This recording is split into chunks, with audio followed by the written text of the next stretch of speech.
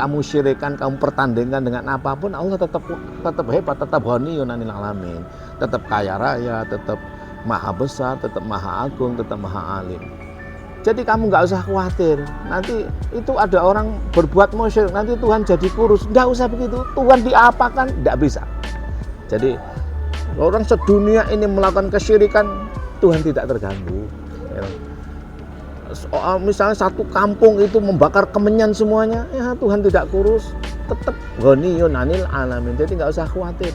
Kalau kamu sudah percaya kepada utusan Allah, kalau kamu sudah mengkiblat Baitullah, kalau kamu sudah masuk berjumpa dengan Rasulullah, kamu tidak akan goyah imanmu itu.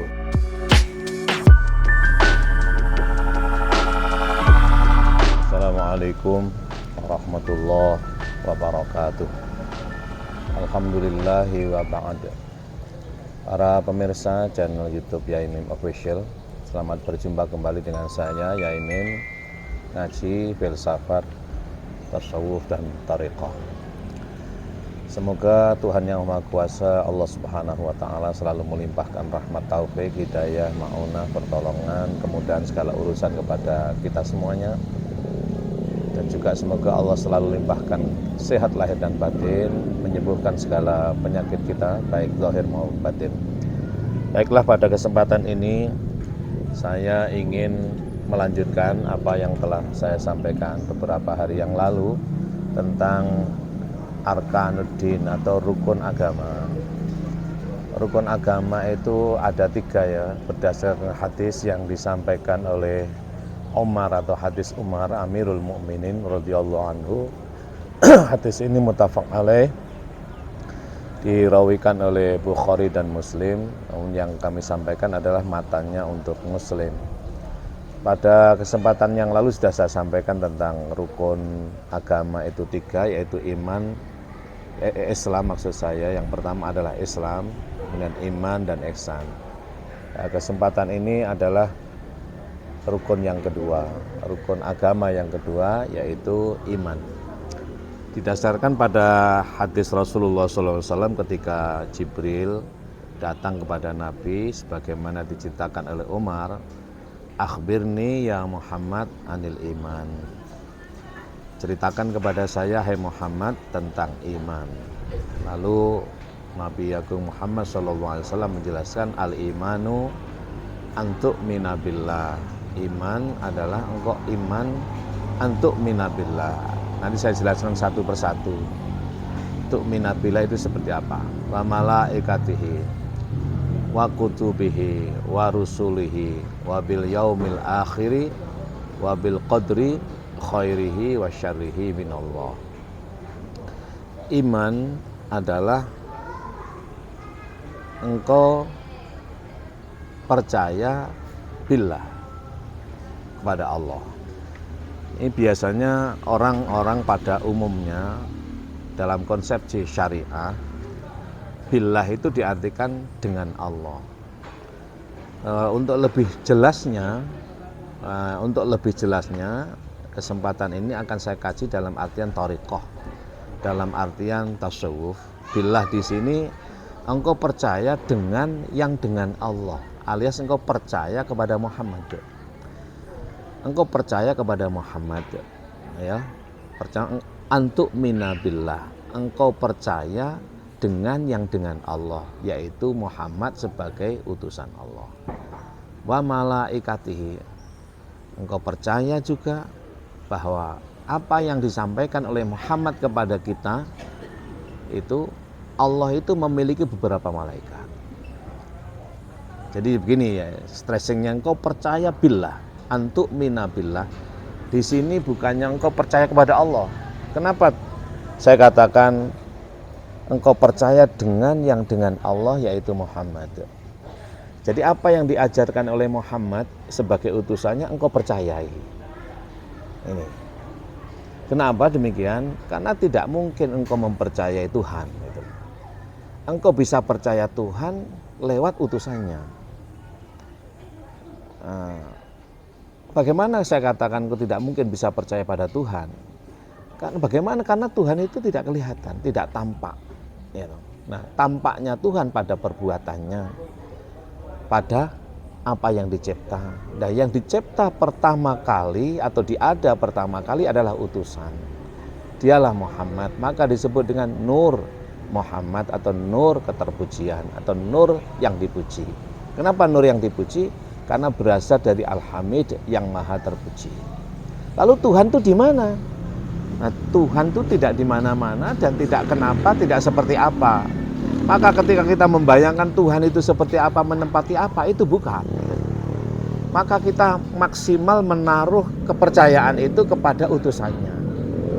Apakah ketika kita menaruh kepercayaan kita terhadap Tuhan, terhadap utusannya itu termasuk syirik? Justru tidak. Itu justru mudah. Kenapa? Ya karena Tuhan menciptakan demikian. Kita diciptakan ya toh, dengan bashar itu manusia fisik seperti kita ini, lalu disuruh percaya kepada utusannya atau rasuluhu atau rasulullah, utusan Allah atau utusannya. Nah, apakah kesulitan kita mempercayai keutusannya? Rasul tidak sulit kita mempercayainya. Kenapa? Karena Rasulullah telah dibasarkan, telah dimanusiakan, telah difisikan. Wujudnya Muhammad ibnu Abdullah, ibu bernama Aminah. Muhammad putra Abdullah, ibu bernama Aminah, lahir di Mekah, wafat dan dimakamkan di Madinah. Dia manusia secara fisik, tapi sejatinya dia utusan Allah. Maka tidak kesulitan kita kalau percaya kepada utusan Allah, wujudnya Muhammad, tidak kesulitan. Kenapa? Karena secara bashar, secara fisik sama dengan kita. Dia juga berbicara seperti kita, dia juga berbahasa seperti kita, dia juga berjalan seperti kita, dia juga memberikan contoh-contoh bagaimana kita melakukan rukun sholat, rukun zakat, rukun dan lain sebagainya, rukun haji. Dia contohkan, tidak kesulitan. Kenapa? Nah, dia manusia dan kita manusia, tidak kesulitan. Jadi antuk minabillah di sini bukan percaya kepada Allah, tapi percaya kepada yang dengan Allah. Siapa yang dengan Allah? Itu adalah utusannya. Siapa utusannya? Itu adalah Muhammad sallallahu alaihi wasallam. Nah, dari sinilah yang kedua, engkau percaya apa yang disampaikan oleh Nabi Muhammad sallallahu alaihi wasallam sebagai utusannya itu Allah itu punya malaikat, wa malaikatihi.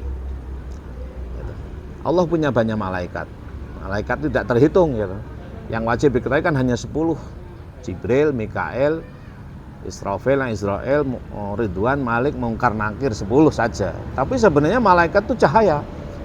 Jadi malaikat itu cahaya jumlahnya nggak terbatas. Maka diceritakan di dalam satu hadis, percikan air wudhu kan cahaya, do, mudi, cahaya kan. Maka kalau kita mengatakan al-misbahu mudi'un, you know? Al-misbahu mudi'un, lampu itu bercahaya, mudi. Nah, malaikat itu juga cahaya. Maka ketika kita berwudu, do, melakukan kecahayaan, cipratan air itu akan menjadi cahaya-cahaya yang tidak terbilang jumlah malaikatnya, di mana percikan air yang kita gunakan untuk bersuci, baik itu mandi maupun berwudu itu, dia akan selalu memintakan ampunan terhadap kesalahan kita, dan juga selalu memohonkan rahmat kepada Allah untuk kita. Nah, kalau begitu bagaimana? Ya sudah, kalau menjadi percaya kepada Muhammad, beres urusan itu loh. Tidak ada dosa, tidak terpelihara dengan maksiat dan lain sebagainya. Syaratnya apa? Engkau percaya kepada utusan Allah. Apa yang disampaikan utusan Allah lewat Muhammad itu benar adanya.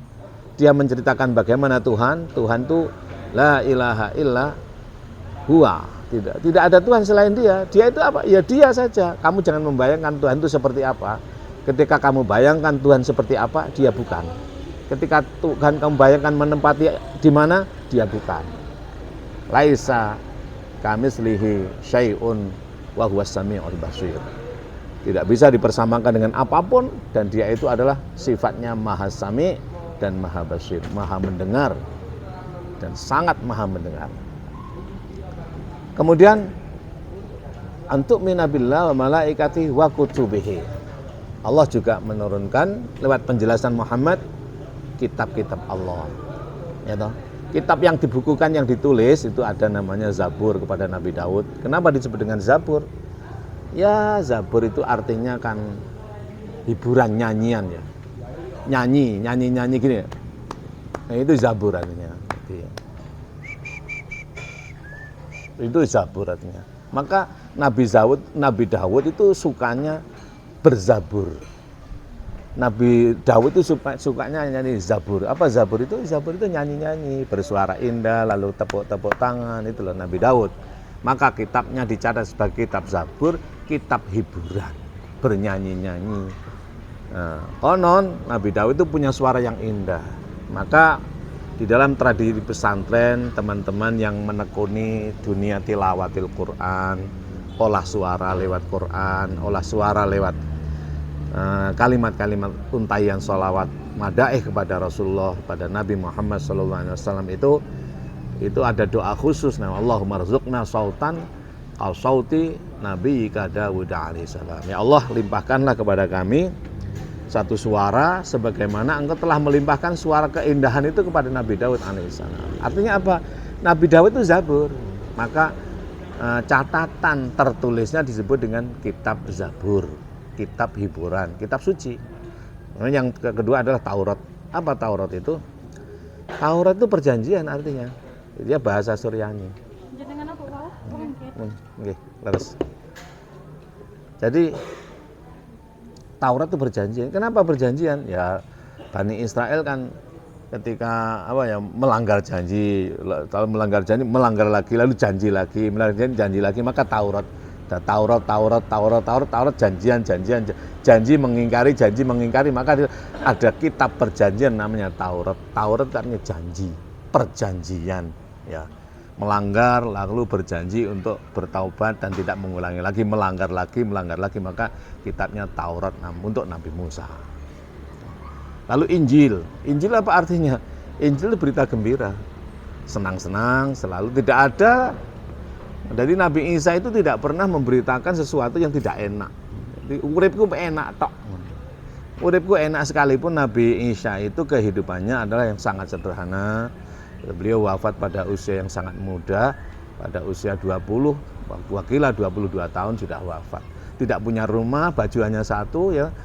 Tidak pernah nikah dan lain sebagainya. Tapi dia tidak pernah sedih, selalu bahagia dengan kehidupan yang sangat sederhana itu. Gitu. Dia bahagia, Injil bahagia. Maka kitabnya catatannya disebut dengan kitab Injil, wa kutubihi. Dan yang terakhir adalah kitab Quran, gitu. Kitab Quran kenapa? Dibaca. Nah, kalau nggak kamu baca, kenapa dibaca terutama di dalam hatimu? Iqra kitabaka kafa bi nafsikal yauma 'alaika hasiba. Dialah iman namanya. Kalau ditulis namanya itu dibaca bismillah sampai minal jinnati wan nas. Ya, ini namanya Quran. Maka ada juga Furqan. Kenapa Furqan? Karena menjadi pembela atau pembeda, maksud saya, menjadi pembeda antara kitab ini, kitab penjelas, pengurai, ya.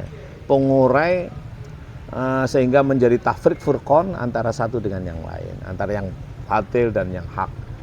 Bahkan kita tahu Zabur, kita tahu Taurat, kita tahu Injil itu dari Quran ini. Maka disebut dengan Al-Furqan. Al-Quran, Al-Furqan. Al-Quran karena dibaca, Al-Furqan karena mampu membedakan, memberikan penjelasan secara urai. Wa kutubihi, wa rusulihi. Allah punya banyak utusan, gitu. Dari mana kita tahu itu? Ya dari utusan Allah Muhammad. Makanya engkau beriman dengan yang dengan Allah. Engkau percaya apa yang disampaikan Muhammad, bahwa Allah itu memiliki nabi dan rasul sebanyak 124.313. Dari Muhammad ini, engkau percaya kepada Muhammad cukup itu loh. Dari beliau yang menginfokan tentang ketuhanan. Kemudian wabil yaumil akhiri, engkau percaya informasi dari Muhammad ini bahwa nanti ada hari akhir. Setiap kita ini akan mengalami hari akhir, namanya kiamat. Nah, kiamat pertama dimulai dari diri kita sendiri, dari panjenengan sedaya, dari saya. Kapan itu? Ya terutama ketika meninggal dunia. Tidak pernah ada dalam sejarah manusia yang hidup di dunia ini selamanya. Paling lama ya berapa 100, itu jarang ya, 80 udah kiamat itu. Kamu harus percaya itu. Muhammad pun juga meninggal. Nabi Agung Muhammad pun juga wafat. Dari mana kita tahu? Itu kullu nafsin za'iqatul maut wa innama tuwaffawna ujurakum yaumal qiyamah. Wa man zuhziha 'annar wa udkhilal jannah faqad faz wa mal hayatud dunya illa mata'ul ghurur. Itu dari Quran kan, dari Kanjeng Nabi Muhammad. Kita percaya adanya kiamat, adanya hari akhir dari Muhammad. Maka engkau percaya kepada yang dengan Allah. Engkau antuk minabillah, engkau percaya dengan yang dengan Allah, percaya dengan Muhammad. Kalau percaya dengan Muhammad bisa. Kenapa? Muhammad sudah basyar. Muhammad manusia biasa fisiknya, tapi dia adalah utusan Allah. Dialah utusan. Rasulullah dengan Muhammad berbeda. Rasulullah tidak meninggal kalau Muhammad meninggal. Rasulullah itu zatnya, Muhammad itu fisiknya. Presiden dengan Jokowi tentu tidak sama. Presiden nggak akan meninggal kalau Jokowi fisiknya. Pak Harto juga pernah jadi presiden, tapi Pak Harto sudah meninggal. Gitu. Gus Dur, kemudian siapa lagi? Megawati, lalu SBY, terus kemudian siapa lagi setelah SBY itu? Ini Pak Jokowi, gitu. Pak Jokowi. Sekarang Pak Jokowi nanti juga akan meninggal, tapi presiden nggak akan meninggal. Rasulullah nggak meninggal. Maka dijelaskan dalam surat Ali Imran ayat 15, 16, 17 tuh. Qul sadaqallah fattabi' millata Ibrahim ka hanifa wa ma kana minal musyrikin. Inna awwala baitin wudi'a lin-nasi lallazi bi Bakkata mubaraka wa hudan lil alamin. Fihi ayatun bayyinatun maqamu Ibrahim. Wa man dakhalahu kana amina. Walillahi 'alan nasi hajjul baiti man istata'a ilaihi sabila. Wa man kafara fa innallaha ghaniyyun 'anil alamin. Sudahlah, kamu mengikuti bagaimana kamu beriman kepada Rasulullah itu, kepada utusan Allah itu. Dia bernama Amin, dia ada di Baitullah. Jadi dia nggak meninggal, dia bernama Amin, ada di Baitullah. Ikutilah ajaran Ibrahim, dia tidak musyrik. Tandanya Ka'bah. Nah, Ka'bah itu sebuah bangunan dari batu, dibangun oleh Ibrahim dan Ismail. Keduanya dari suku Ka'ab, maka bangunan disebut dengan Ka'bah atau Ka'ab. Batu dia sebagai tanda, dia bukan Baitullah, dia batu. Tapi zatnya adalah Baitullah. Disitulah Rasulullah berada, bernama Amin, ya toh. Inna awwala baitin wudi'a lin-nas lalladzi bi Bakkata mubaraka wa hudan lil alamin. Fihi ayatun bayyinatun maqamu Ibrahim. Wa man dakhalahu kana amina. Walillahi 'alan nasi hajjul baiti man istata'a ilaihi sabila. Kalau kamu sudah di situ, maka kalau sholat kita akan mengkiblat ke Baitullah. Tandanya Ka'bah. Bukan Ka'bahnya, bukan batunya, tapi zatnya Baitullah. Bukan Baitullahnya, tapi Rasulullah. Dialah Amin, dialah Rasul yang mengantar risalah, mengantar kita menuju Allah. Seperti apa? Nggak usah kamu pikirkan, itu utusan Allah. Semua pada utusan Allah. Jadi kita hanya berupaya untuk suluk, bahasanya salak ya suluk. Kalau sudah masjid diterima Rasulullah, urusan wusul, urusan Rasulullah. Jadi kita hanya menulis surat ya, kita sampaikan kepada kantor pos, urusan pengantaran ke alamat itu adalah urusan Pak Pos. Jadi bukan urusan kita. Jadi bagaimana kita? Sholat saja menghadap Baitullah, fisiknya menghadap Ka'bah, tapi rasanya masuk ke dalam Baitullah, berjumpa dengan Kanjeng Nabi. Itulah disebut dengan majdub. Kalau sudah masuk mereka akan wusul dan seterusnya itu. Nah, jadi setiap kita ini wa man kafara fa innallaha ghaniyyun 'anil alamin. Maksudnya apa? Allah itu enggak bisa diingkari oleh siapapun. Kamu mau musyrik sebesar apapun, mau kafir kayak apapun, Allah tetap enggak bisa digitukan. Kamu syirikan, kamu pertandingkan dengan apapun, Allah tetap hebat, tetap ghaniyyun 'anil alamin. Tetap kaya raya, tetap maha besar, tetap maha agung, tetap maha alim.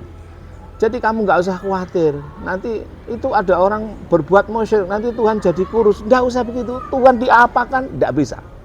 Jadi orang sedunia ini melakukan kesyirikan, Tuhan tidak terganggu. Misalnya satu kampung itu membakar kemenyan semuanya, ya Tuhan tidak kurus, tetap ghaniyun 'anil alamin. Jadi nggak usah khawatir. Kalau kamu sudah percaya kepada utusan Allah, kalau kamu sudah mengkiblat Baitullah, Kalau kamu sudah masuk berjumpa dengan Rasulullah, kamu tidak akan goyah imanmu itu. Orang mau melakukan, enggak, artinya apa? Kamu enggak khawatir dengan perbuatan siapapun bahwa itu akan mengganggu Allah atau membuat Allah itu jadi susah atau apa. Allah itu maha segalanya itu loh. Itulah yang disebut dengan hakikat kiamat. Lah, hakikat kiamat ini kemudian mengantarkan kita kepada hakikat percaya totalitas qada dan qadar Allah. Antuk wabil qadri khairihi wa syarrihi minallah. Engkau benar-benar percaya kepada utusan Allah ini, bahwa Allah itu, bahwa apapun yang terjadi, apapun yang kita hadapi ini, apakah itu baik atau tidak baik dalam tanda kutip menurut kita, itu ditentukan, dikehendaki oleh Allah. Itulah piranti atau rukun agama kedua yang disebut dengan rukun iman. Jadi agama itu pertama rukunnya Islam, yang kedua rukunnya iman. Rukun itu apa? Terlaksana. Kalau salah satu hilang, tidak bisa, nggak terlaksana namanya. Rukun secara bahasa artinya terlaksana. Baiklah, saya kira begitu. Rukun agama itu ada 3. Yang pertama disebut dengan Islam, amal zahir. Yang kedua disebut dengan iman, amal batin. Nanti berikutnya pada kesempatan yang lain akan saya sampaikan rukun yang ketiga, yaitu al-ihsan. Terima kasih. Wa'alaikum minkum. Wallahul muwaffiq ila aqwamit thoriq. Assalamualaikum warahmatullahi wabarakatuh.